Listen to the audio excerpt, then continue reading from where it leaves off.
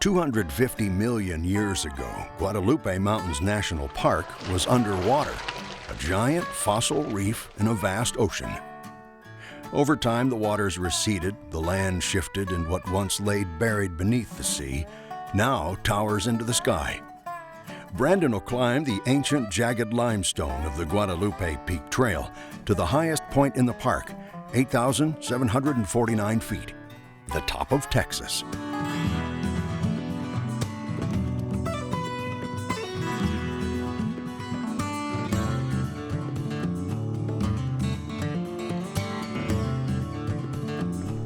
Doug, how are you? Hi, how are you doing? Good, good, good. So it didn't take me long to get here. Piece of cake getting here. Well, good. It's not a piece of cake from here, though. Well, that's what I want to talk to you about. Okay. All right, so tell me, what should I expect from the base of the trail until we get to the summit? Well, we start out at about 5,700 feet, and we go up a trail that's 4.2 miles to the top with lots of switchbacks, and the change of elevation is about 3,000 feet. So you have to work, but it's a good hike. It's getting kind of, cloudy and overcast. Should we be concerned about the weather? Oh, I think as long as we're equipped okay and have rain gear, I think we'll be fine. It's not really cold out here.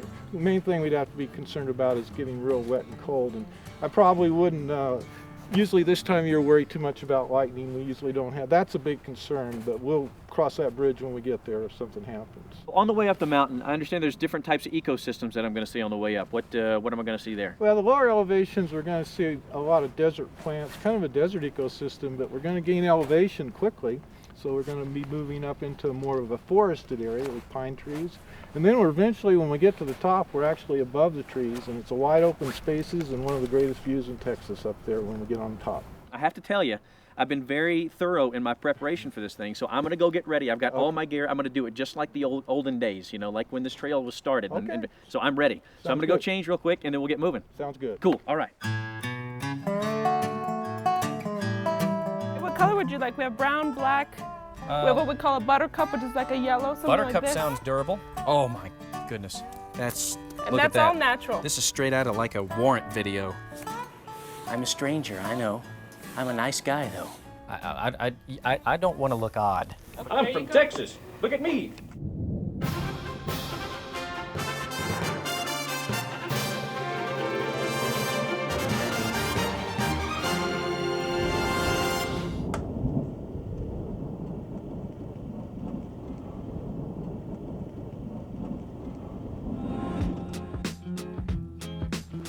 All right, so as we're coming up, I'm seeing a bunch of different types of rocks and things like that. So what makes this area specifically different than the other areas we're going to see? Most of the geology on our hike today will be through limestone.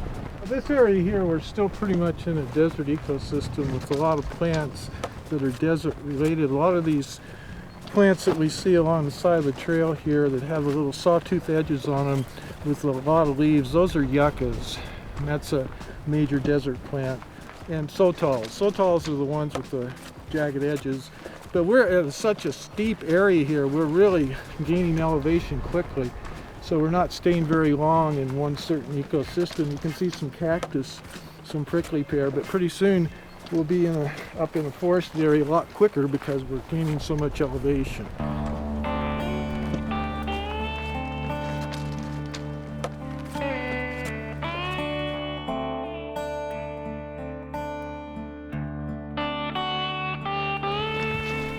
Now, what's the worst conditions you've ever had to hike in?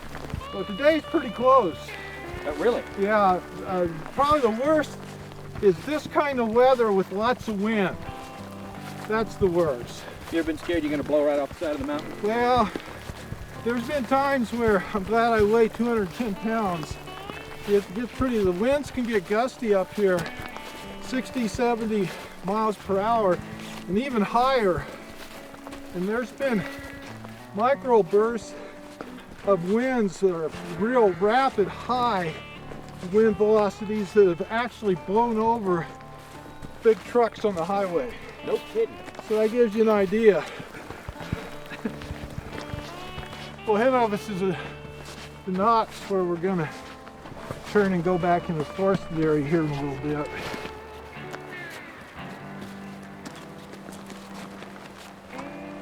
There's about 85 miles of trails horses aren't allowed on all the trails.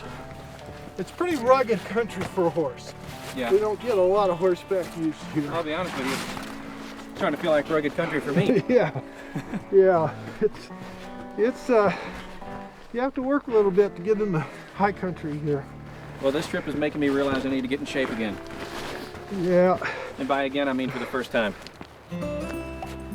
Has your diet changed at all since you became a ranger? No, not really. I still enjoy a greasy hamburger, that kind of thing. All right, so what about this? Chili cheeseburger or fish sandwich? I'll take a chili cheeseburger with a bunch of fries and ketchup. All right, are we doing chili cheese fries or just basic fries? Just basic fries. All right, are you an onion ring fan? Yes, that would be good too. Have you ever tried the chili cheese onion ring? Well, I know I haven't. Go to a good greasy spoon, get you some chili cheese onion ring. And what will that do to my cholesterol? Actually, it's 100% fat-free as far as you know. Oh, okay, that's good, as long as I don't know. And don't ask anybody. Okay. Because they're going to lie to you and tell you that it's full of fat. All right. And it's not. That's something to look forward to. That's right. I mean, take it from me. I think we're friends now. We've bonded. We're climbing a mountain together, right? That's right. We're getting wet together and That's cold right. and all these things. And it's clearing off a little bit, so Yeah, it looks like it's maybe we'll get some deer or something Yeah. on ahead a little bit. All right. I've had several people that I've met that told me that there are mountain lions up here. Mountain lions, deer. Some beer or deer? Deer. Deer. Okay. All right. That's sorry. My mind. Deer, you bring your own. Yeah. There certainly are mountain lions in Guadalupe Mountains. Yeah. They're very secretive, and we really haven't had a problem at all. Now, is there, when you see a mountain lion, like if we happen to run into one, what do we do? Well, we hiss at it? We Well, the bark first at it? thing we do is I get behind you. That's the Nice. first thing we do. All right. Or you get behind me. Actually, I like that one better. Okay. Make yourself big. Don't squat down. Wave your arms and holler at them, make noises. And if you're in an area where there's sticks and rocks, go ahead and throw that at them. So basically the same thing I do to trick-or-treaters. That's right. Okay. The worst thing you can do is run. The same animal as like a mountain lion or a cougar. I know a cougar is a different type of thing altogether. That's a car probably, huh? No, it's a lady who's past her prime, still thinks she's hot and still wants to hit younger guys up. That's called a cougar. That's called a cougar.